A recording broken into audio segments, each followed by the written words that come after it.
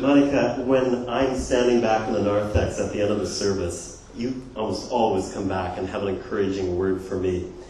And it's always kind of a line up there, and sometimes we can't talk as long as we would like. But, of course, when I first met you, I had so many questions for you and what it means to just to live with the kind of joy and energy and overcoming all these hurdles that you have so clearly done and that you recount in your book.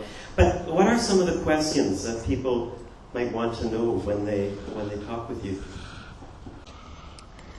Yeah, well, one of the most common questions people ask me, even little kids, and they'll ask me, well, why am I in a wheelchair? And, or why are you so short? And this is kind of interesting. Why are you tall? So, my boss right now, he's 6'2". Anyway, so I tell them, well, I was born with a very rare bone disease called osteogenesis imperfecta. Osteo means bone, genesis or genetic in the beginning, and imperfecta means not perfect. But then I figure, who is? So sometimes people ask me what it's like to be me. And I have to ask them, well, what's it like to be you? I don't know any other way of life. This is the way I was born. I thoroughly enjoy my life. I have lots of family and friends that I enjoy hanging out with, and I have lots of fun with them. And my colleagues, I think some are here. Yeah, we even have nail parties. That's great. Sure, there are some things I'd like to change about myself, but who doesn't want to change something about their own self? We all want to change something. I feel that everyone has some sort of disability of some kind. We don't necessarily recognize it, but we all do. So does anybody here wear glasses? Does anybody here have contact lenses? Guess what? You're visually impaired.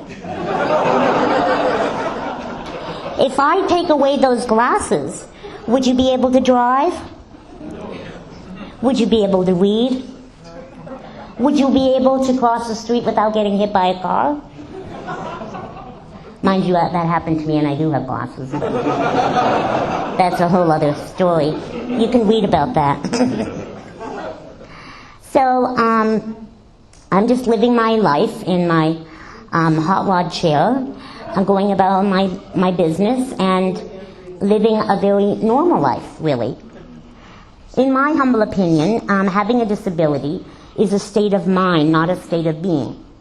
The biggest challenge that people face with persons with disabilities are the attitudinal changes. I mean, we can legislate ramps on buildings and elevators, but we can't legislate attitudinal changes. That's something that comes from within.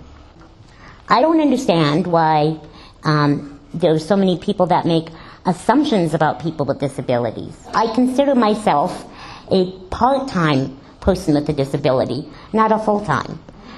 Because I can get around quite well and I can live quite independently. The times when I'm full-time disabled is when my disability flares up. So when I break a bone, like an arm or a leg or a rib or a shoulder or collarbone, and the list goes on. Yeah, Monica, I am visually impaired. I'm hiding it with my contacts, but I get to drive. But you too. Those have been some pretty amazing challenges, and there's this great chapter in here. Oh yeah, I love the title. What do you mean I can't drive? Great title. So